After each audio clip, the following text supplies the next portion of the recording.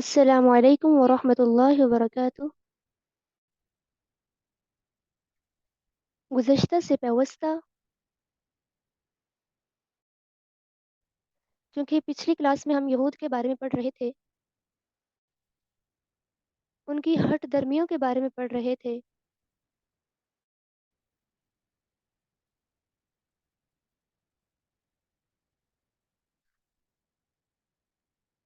تو یہی ابھی بیان ہو رہا ہے۔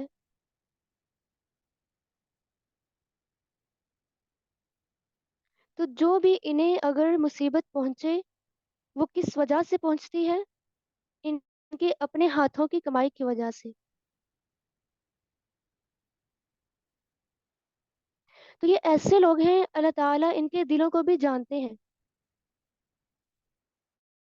چونکہ ان کی زبان کا تذکرہ اور ہوتا تھا اور دل میں کچھ اور چل رہا ہوتا تھا۔ تو اسی لیے فرمایا کہ اللہ تعالیٰ تو ان کے دلوں کو جانتے ہیں۔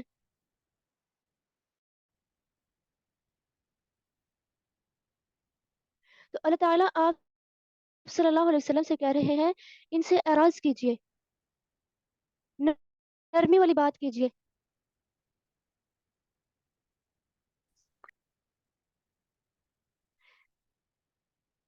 اور اگر وہ آپ کے پاس آئیں تو ان کے لیے اللہ سے بخشش مانگیے، وہ تو معاف کرنے والا ہے، رحم بھی کرنے والا ہے۔ یہ تو اللہ تعالیٰ کی صفات ہیں۔ اس کے بعد فرمایا فَلَا وَرَبِّكَ لَا يُؤْمِنُونَ۔ اللہ تعالیٰ قسم کھا کر کہہ رہے ہیں، یہ اس وقت تک مومن ہو ہی نہیں سکتے جب تک یہ اپنے دل میں خوشی سے یہ تسلیم نہ کر لیں، یعنی جب تک ایمان کو نہ مان لیں یہ مومن نہیں ہو سکتے۔ حالانکہ اللہ تعالیٰ نے یہ آسان شریعت نازل کی ہے، ایسی آیات نازل کی ہیں کہ ان پر عمل کرنا مشکل بھی نہیں ہے۔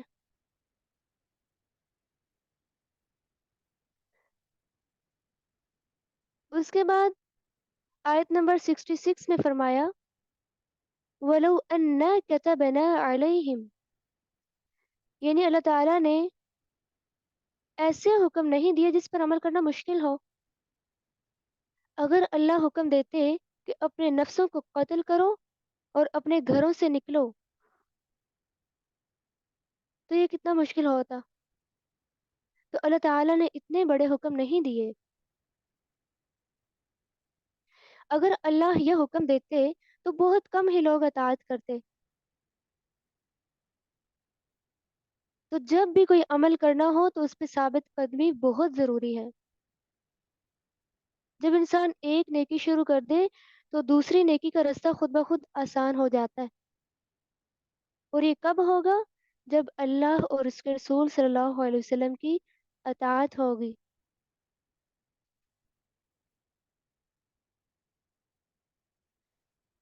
فرمایا جو بھی اللہ اور اس کے رسول کی اطاعت کرے گا تو یہی لوگ ان کے ساتھ شامل ہوں گے جن پر اللہ نے انعام کیا۔ کن پر انعام کیا؟ انبیاء پر، صدیقین پر، شہداء پر، صالحین پر۔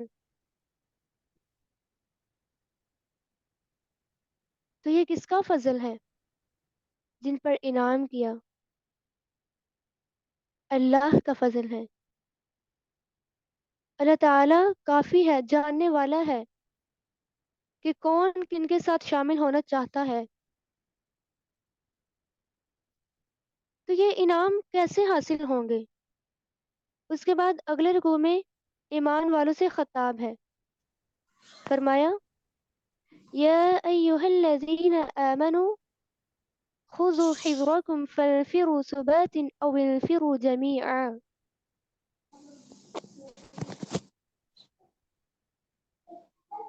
اللہ تعالیٰ اہل ایمان سے فرما رہے ہیں جنگ کے لیے اکٹھے یا لشکر لشکر ہو کر نکلو۔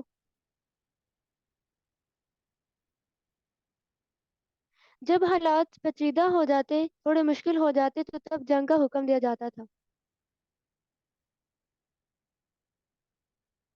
تو اگر تم میں سے کوئی سستی کرتا ہے، جیسے کہ عہد میں عبداللہ بن ابی 700 لوگ واپس لے کر آ گیا، لَيُبَطِّئَنَّ سے مراد جہاد سے پیچھے رہنا ہے۔ تو منافق جو ہوتا ہے جنگ سے پیچھے رہنے کو اور اجر سے محروم رہنے کو اللہ کا فضل سمجھتا ہے۔ منافق قربانی میں سستی کرتا ہے، صرف ذاتی کام میں وہ بھاگ دوڑ لگاتا ہے اپنی، ان کے دل میں صرف مال کی محبت ہوتی ہے، یہ اجتماعی کام میں حصہ نہیں لیتے۔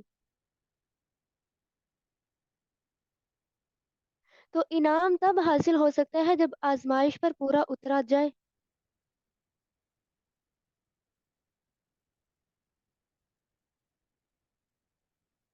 تو اسی لیے جنگ کے لیے ابھارا جا رہا ہے۔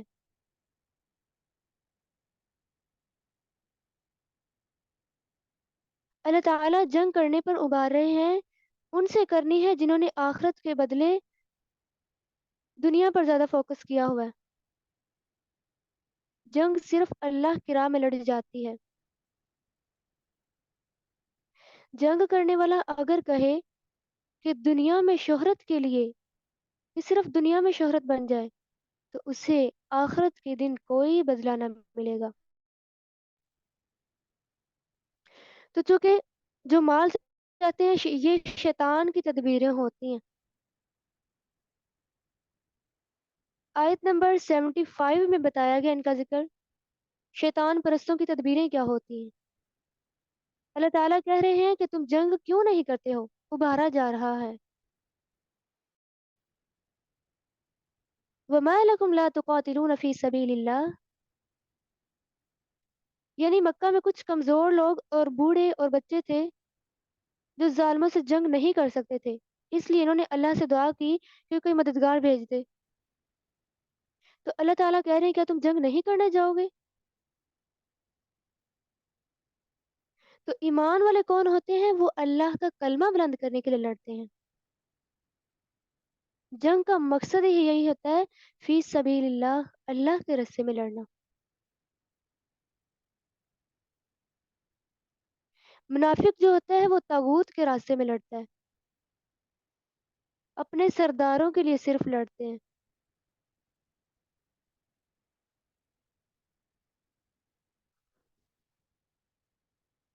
کیونکہ شیطان پرست جو ہوتے ہیں وہ اللہ کے لیے نہیں لڑتے، اسی لیے بہانے بناتے ہیں، لیکن ایمان والے ایسا نہیں کرتے۔ تو موت سے ڈرنا مومن کا دستور نہیں، کیونکہ جو یہ جنگ میں جانا نہیں چاہتے یہ موت سے ڈر رہے ہوتے ہیں، تو جو مومن ہوتا ہے وہ موت سے نہیں ڈرتا۔ جب اللہ کا خوف ہوگا تو اللہ تعالیٰ لوگوں سے خود بے نیاز کر دیں گے۔ تو اللہ کا خوف کیسے آئے گا؟ جتنی اللہ کی معرفت ہوگی۔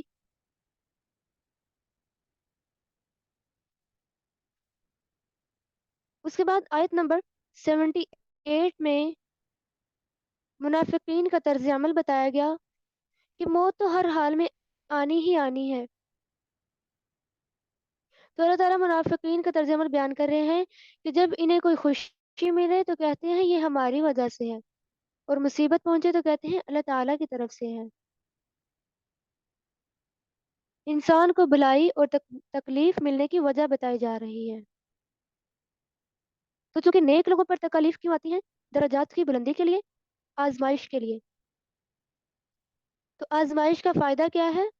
تاکہ انسان اللہ کی طرف رجوع کرے۔ تو کرنے کا کام کیا ہے؟ اطاعت کس کی؟ اللہ اور اس کے رسول کی۔ تو جو کوئی منہ پھیرے گا تو پھر اللہ تعالیٰ اس پر نگران ہے، وہ خود حساب لے لے گا۔ اطاعت پر منافقوں کا طرز عمل کیا ہے؟ وَيَقُولُونَ طَاعَةً، اشارہ ہے منافق کی طرف، زبان سے کہتے ہیں کہ ہم اطاعت کرتے ہیں، جبکہ آپ صلی اللہ علیہ وسلم کی مجلس سے اٹھ کر جاتے ہیں، راتوں کو آپ کے خلاف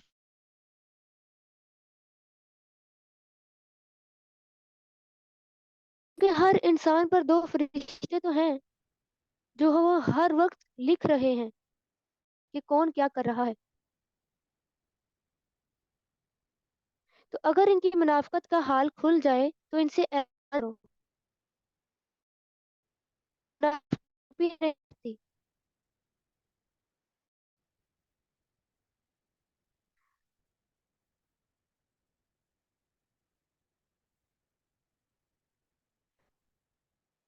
تو اس وجہ سے آگے اللہ تعالیٰ نے فرمایا کہ قرآن پر تدبر کیا جائے، یہی منافقت سے بچنے کا ذریعہ ہے۔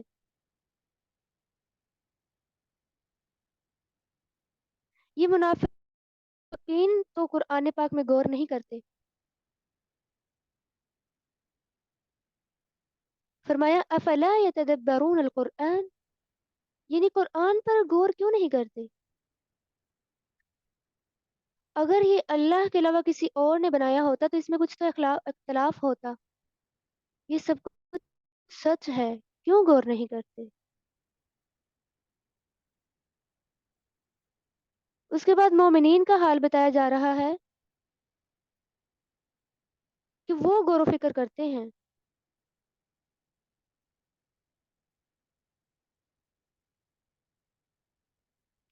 پھر منافقین کا حال بتایا گیا کہ جب ان کو کوئی امن یا خوف کی بات پتہ چلتی ہے تو اسے پھیلا دیتے ہیں۔ تو افواہ کے نقصان کیا ہوتے ہیں؟ جیتی ہوئی جنگ ہار جاتا ہے، افواہ سے لوگوں میں بگڈر مچ جاتی ہے، اور خوف کا شکار ہو جاتے ہیں۔ تو کرنا کیا چاہیے تھا ان کو؟ جب کوئی خبر آتی تو اسے رسول صلی اللہ علیہ وسلم کی طرف لوٹا دیتے۔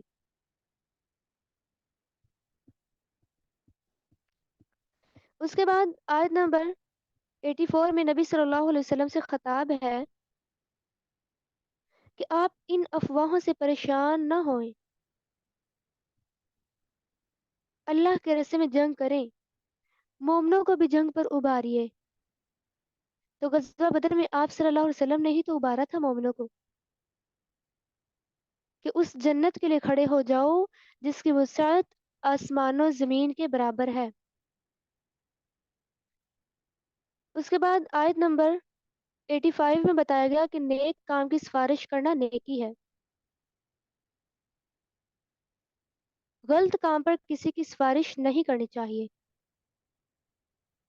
نیکی پر، نیکی کے کام پر کسی کی سفارش کرنا جائز ہے۔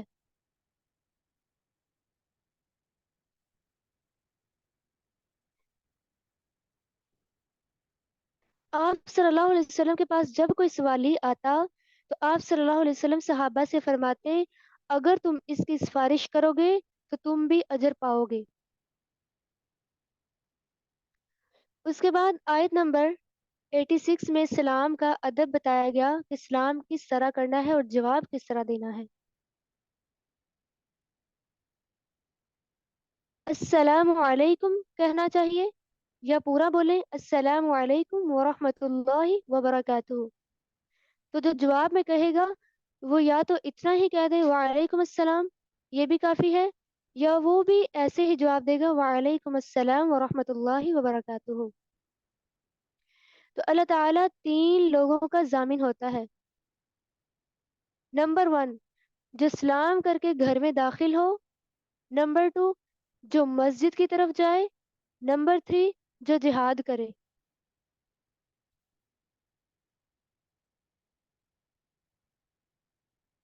تو اگلی آیت میں بتایا گیا توحید اور پھر آخرت کے دن جمع ہونے کے بارے میں، یعنی اس دن میں کوئی شک نہیں، سب نے اس دن جمع ہونا ہی ہونا ہے۔ تو اسی لیے کس چیز کو اپنانا ہے؟ توحید کو، اسلام کے ضابطے کو اپنانا ہے۔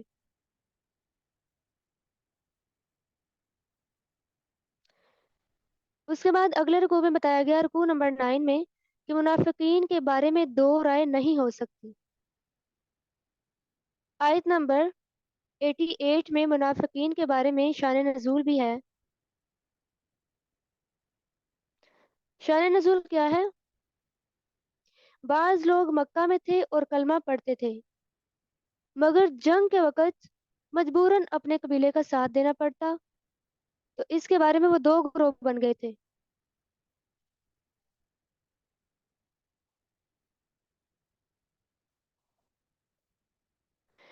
تو یہ منع کیا جا رہا ہے کہ دو گروہ منافقین کے بارے میں نہ بنو۔ خطاب کن سے ہے؟ مسلمانوں سے اور مومنوں سے، یعنی ان کے ساتھ نہیں ملنا۔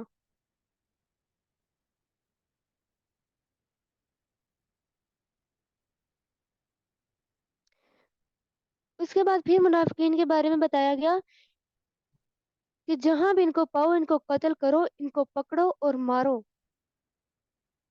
وہ تو چاہتے ہیں کہ مسلمان بھی کفر میں پلٹ آئیں۔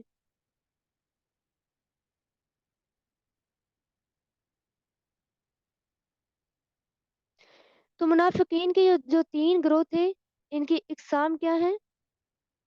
نمبر 1 پہ جو منافقین ہیں وہ زبان سے ایمان کا اظہار کرتے ہیں لیکن دین کے لیے قربانی نہیں کرتے۔ نمبر 2، ان کا دین پختہ نہیں لیکن جنگ کرتے ہیں، تو ان سے جنگ نہیں کرنی۔ نمبر 3، زبان سے تو کہتے ہیں لیکن جنگ نہیں کرتے، جنگ کا موقع آیا تو مشرکوں کے ساتھ مل گئے، تو ان کے ساتھ جنگ کرنی ہوگی۔ اس کے بعد رکوع نمبر 10 میں بتایا گیا مومن کے ناحق قتل پر وعید۔ اس میں قتل کی دو اقسام بیان کی گئیں، قتل خطا اور قتل عمد۔ خطا اسے کہتے ہیں جو غلطی سے ہو جائے، اور عمد جو ارادہ کر کے کیا جائے۔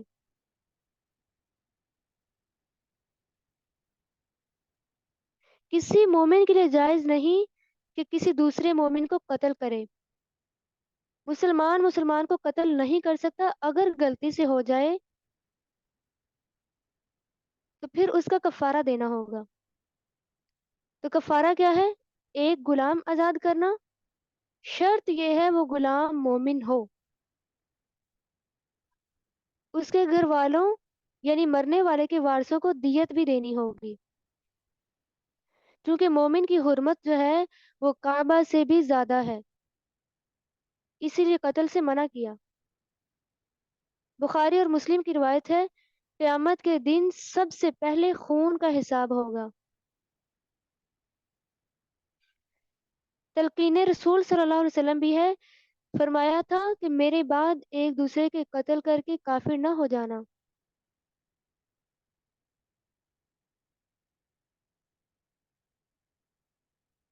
تو جو دیت دینی ہے، خون بہانے کی قیمت یا مختلف قسم کے اونٹوں کے برابر قیمت، مسلمہ کی روایت ہے پوری پوری ادا کرنا ہوگی۔ تو دیت دینی کس کو ہے؟ مقتول کے وارثوں کو۔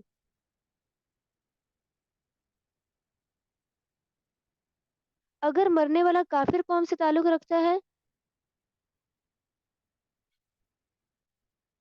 اور خود وہ مومن تھا، یعنی جس نے مارا، تو کفارہ کیا ہوگا؟ ایک غلام مومن آزاد کرنا ہوگا صرف۔ اگر مرنے والا ایسی قوم سے ہے کہ مسلمانوں کا ان سے جنگ بندی کا معاہدہ تھا، تو اس کا کفارہ کیا ہوگا؟ غلام مومن آزاد کرنا۔ نمبر 2، دیت ادا کرنا ہوگی۔ تو جس کو غلام نہ ملے وہ 2 ماہ کے مسلسل روزے رکھے۔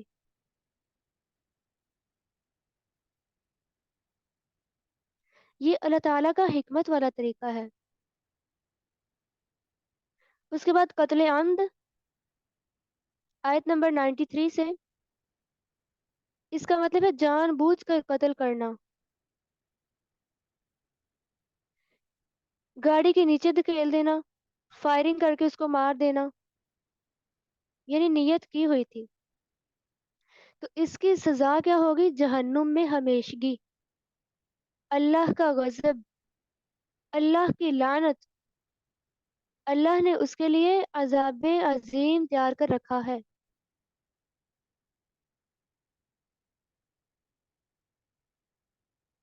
تو قتل عمد کی اور سزا کیا بتائی گئی؟ اگر وارث دیت دینا چاہے تو دیت ادا کر دینی چاہیے. تو جو توبہ کرے اللہ معاف کرنے والا ہے.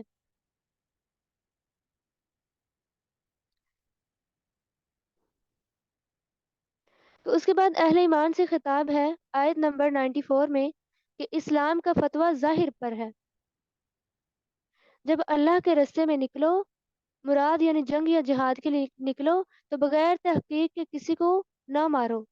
یعنی اگر مسلمان جنگ کر رہے ہیں، ان کو پتہ ہے کہ یہ مسلمان ہے تو اس کو مار دینا، ایسا نہیں. پہلے تحقیق کر لو کہ وہ کافروں کا ہے یا مسلمانوں کا ہے، پھر مارو اسے. یہ نہیں کہ صرف مال غنیمت کی پڑی ہوئی ہے تو جیسے بھی جنگ کرو بس کیے جاؤ. تو تقوی کا ہونا بہت ضروری ہے. اس کے بعد آیت نمبر 96 میں بتایا گیا مجاہدین اور قائدین میں فرق. یعنی بیٹھنے والے اور جہاد کرنے والے دونوں برابر نہیں ہو سکتے. گھروں میں بیٹھنے والے اور اللہ کی راہ میں جہاد کرنے والے برابر نہیں. 3 طرح کے مومن ہیں. ایک تو ہے بیٹھنے والے، دوسرے جن کا کوئی عذر ہے، اور تیسرے جو میدان جنگ میں جاتے ہیں. تو بخاری کی روایت ہے جو دین کے لیے نکلے اس کا درجہ زیادہ بلند ہے. جہاد کرنے والوں کو اجر عظیم سے فضیلت دی. زندگی تو عیش و آرام کے لیے نہیں ہے، یہ تو آخرت کمانے کے لیے اللہ تعالیٰ نے دی ہے. تو اگر کوئی صرف دنیا چاہنے کے لیے ایسا کرتا ہے تو اس بارے میں تقوی کا ہونا ضروری ہے.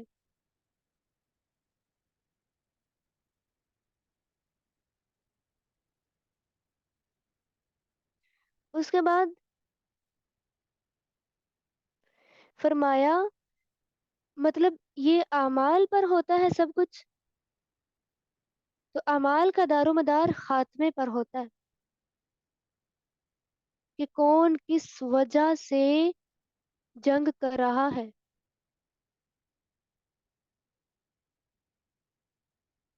تو جو کمزور یا بوڑھے ہیں یا جو راستہ نہیں جانتے تو ان کا معاملہ اللہ سے ہے. ان پر اصرار نہیں کرنا جنگ کے لیے. اللہ تعالیٰ تو جانتے ہیں کہ کون کس چیز کی استطاعت رکھتا ہے.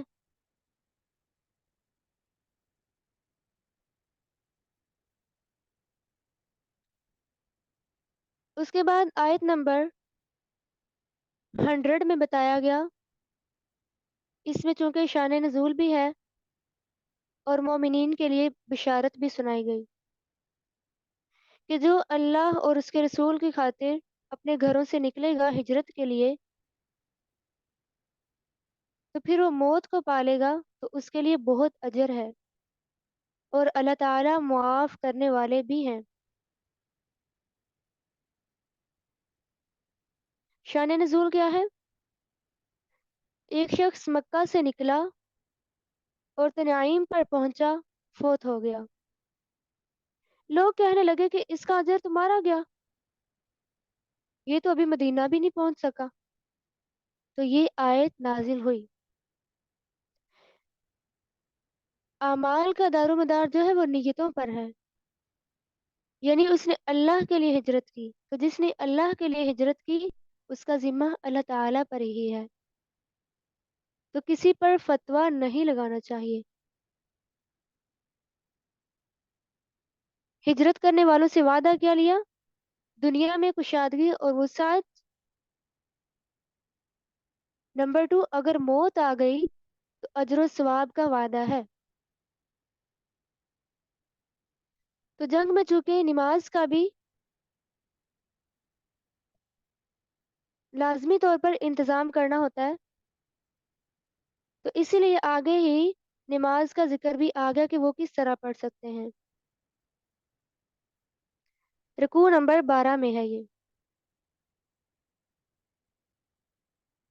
فرمایا وَإِذَا ضَرَبْتُمْ فِي الْأَرْضِ، یعنی جب زمین پر جنگ کرنے کے لیے جا رہے ہیں تو نماز قصر بھی کر سکتے ہیں سفر میں۔ تو نماز قصر کا طریقہ کیا ہوگا؟ سفر میں اگر ہوں تو نماز قصر یوں کرنی ہے کہ فجر، ظہر، عصر، عشاء ان سب کی 2 رکعت پڑھنی ہوگی، اور مغرب کی صرف 3 رکعت۔ اور یہ کتنے دن تک پڑھی جائے گی؟ بعض کہتے ہیں 3 دن تک، اور بعض کہتے ہیں 4 دن تک، اور بعض کہتے ہیں 10 دن تک۔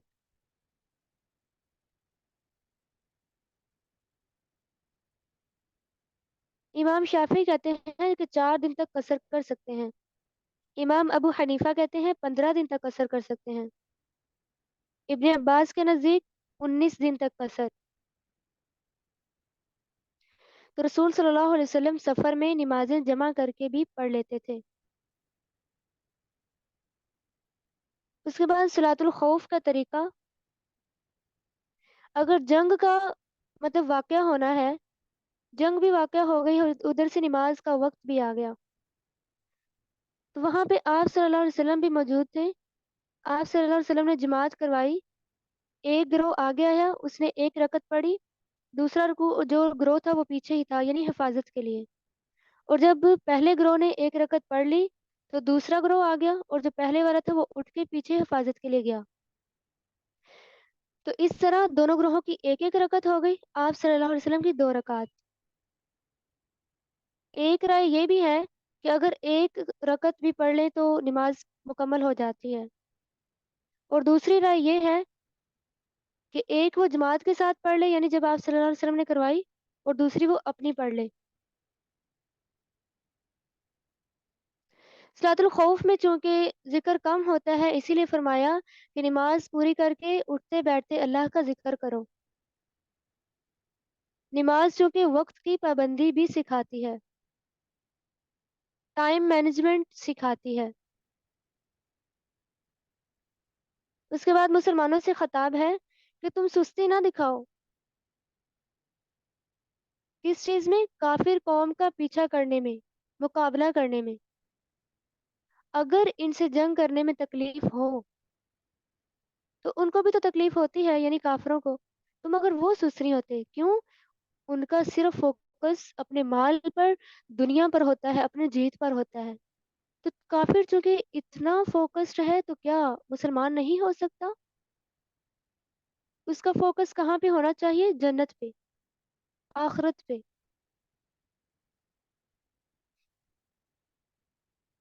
اجر کی امید ہونی چاہیے، گناہ کی معافی کی امید ہونی چاہیے۔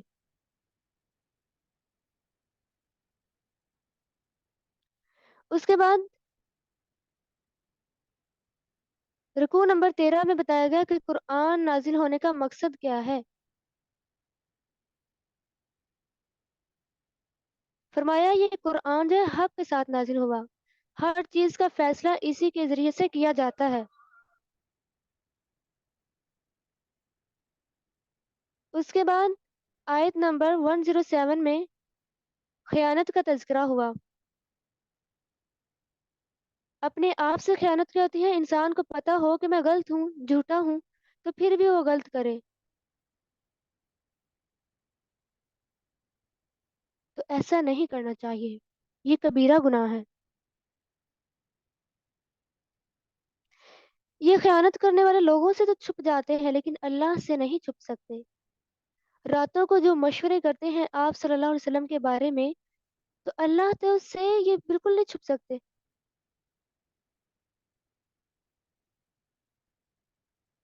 تو جو جیسا عمل کرے گا اس کو ویسا ہی بدلہ ملے گا۔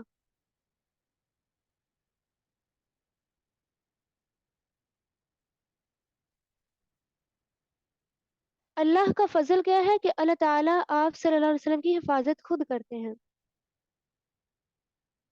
رکوع نمبر 14 میں یہ بتایا جا رہا ہے،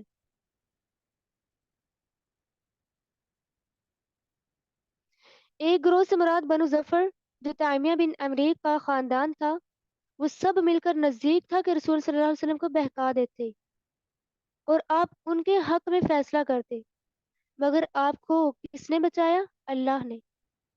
وہ آپ صلی اللہ علیہ وسلم کو بہکانا چاہتے تھے، تو یہ اللہ کا فضل تھا۔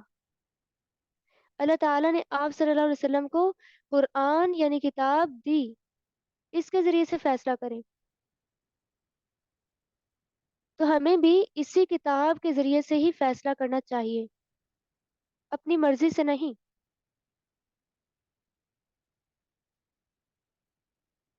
تو آیت نمبر 114 میں بتایا گیا چونکہ منافقین سرگوشیاں کرتے، تو فرمایا اس میں کوئی بھلائی نہیں ہے۔ سرگوشی کی اجازت کب ہے؟ صدقہ کے بارے میں اگر کسی کو بتا رہے ہیں، نیکی کا حکم دے رہے ہیں، یا دو لوگوں کے درمیان اصلاح کرنی ہے، صلح کروانی ہے۔ آپ صلی اللہ علیہ وسلم نے فرمایا، کیا میں تمہیں ایسا عمل نہ بتاؤں جو نماز، زکوٰۃ سب سے افضل ہو؟ تو صحابہ نے کہا جی ہاں، بتائیے۔ تو فرمایا لوگوں کے درمیان صلح کرواؤ۔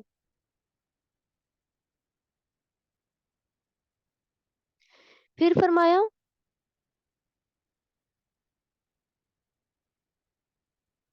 اللہ اور رسول صلی اللہ علیہ وسلم کا راستہ واضح حکم ہونے کے بعد جو اختلاف کرے اور سارے مومن متفق ہوں کہ یہ اللہ اور رسول کا راستہ ہے۔ سبیل المؤمنین سے مراد پہلے صحابہ کرام ہیں جو واضح حکم پڑھ کر، یعنی وہ مخالفت نہیں کرتے تھے، اور اگر کوئی اس کے علاوہ طریقہ اختیار کرے وہ بھٹک گیا۔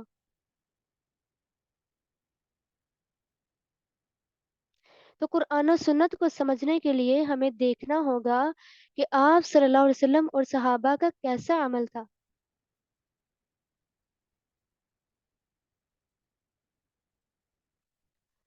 اس کے بعد رکوع نمبر 15 میں بتایا گیا کہ شرک ناقابل معافی ہے، اللہ تعالیٰ مشرک کو معاف نہیں کریں گے، کیونکہ شرک بہت بڑا ظلم ہے۔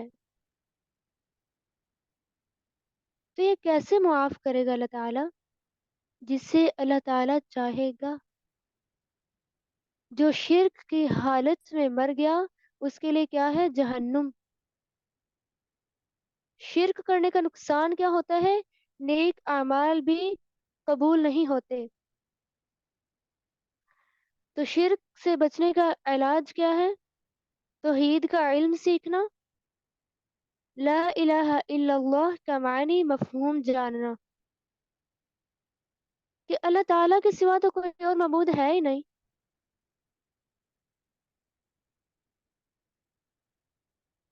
مشرکین نے چونکہ بت بنائے ہوئے تھے عورتوں کی شکل میں، چونکہ عورتوں کی جو اٹریکشن ہوتی ہے وہ زیادہ ہوتی ہے، ان کے بتوں کے نام کیا تھے؟ لات، منات، عزا۔ عورتوں کی شکل میں انہوں نے اس لیے بنائے، عورتوں میں اٹریکشن زیادہ ہوتی ہے، وہ انہیں کو ہی پکارتے اور عبادت کرتے۔ تو شیطان کی عبادت کیا ہے؟ جب باقاعدہ اعلان ان کی پرستش کرے۔ یدعون الانس، اس سے مراد یہ ہے شیطان کی عبادت کرنا۔ تو شیطان کون ہے؟ جس پر اللہ نے لعنت کی، اسی لیے شیطان کے وار سے چکنا رہنے کی بہت ضرورت ہے۔ آدم علیہ السلام اور حوا علیہ السلام کو جنت سے نکلوایا تو کس نے نکلوایا؟ شیطان ہی نے تو نکلوایا۔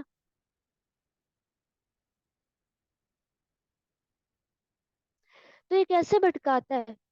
خواہشات کے ذریعے سے غالب آ جاتا ہے، گناہوں کو مزین کر کر کے دکھاتا ہے۔ شیطان نے اللہ تعالیٰ سے چونکہ وعدہ لیا تھا کہ میں ان کو بھٹکاتا رہوں گا،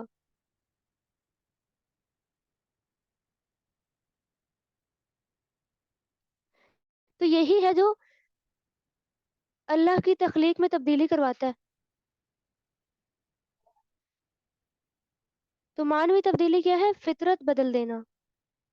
हिस्सी तब्दीली क्या है? जिस शक्लो सूरत में पैदा किया गया, सर्जरी के जरिए से अपने चेहरे को बदलवा लेना। तो आप सल्लल्लाहु अलैहि वसल्लम ने गूंदने वाली गुंदवाने वाली पर लानत की है।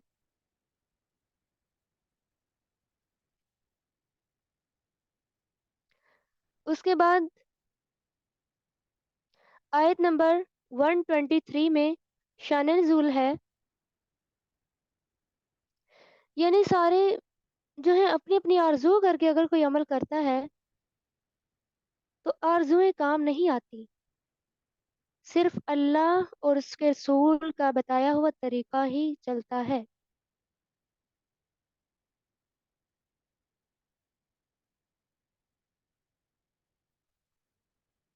तो जन्नत में जाने के लिए शराइत ही यही अखलास और सुन्नत के मुताबिक अमल हो।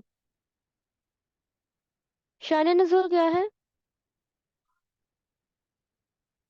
कतादा रज़ियल्लाहु अन्हु बयान करते हैं कि एक दफ़ा अहले किताब और मुसलमान इकट्ठे हुए और झगड़ने लगे।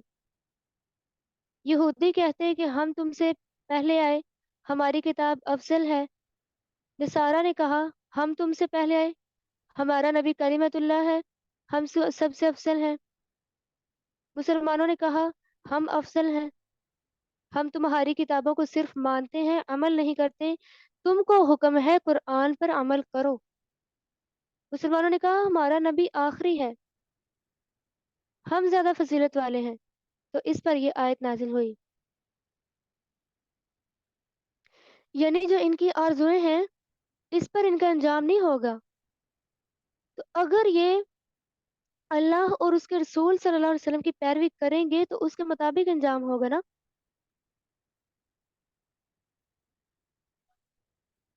तो जो भी नेक अमल करेगा, चाहे वो मोमिन मर्द हो या औरत हो, वो जन्नत में तो जाएगा। उससे अच्छा दिन कौन हो सकता है जो चेहरा अल्लाह के सुपुर्द कर दे, खालिस अल्लाह के लिए अमल करे।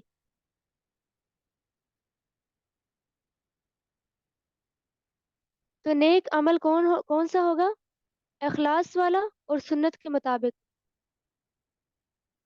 मोहसिन होता ही वो है जो सुन्नत के मुताबिक अमल करे और मिलत इब्राहिमी की पैरवी करे। क्योंकि इब्राहिम अलैहिस्सलाम की सिफात क्या थी? तौहीद पर कायम थे, अल्लाह ताला की फर्माबरदारी करते थे।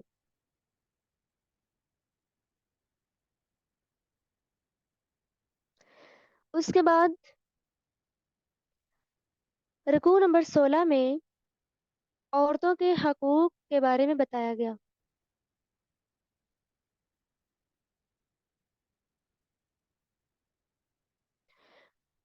औरतों के हकूक के बारे में सहाबा फतवा पूछते हैं।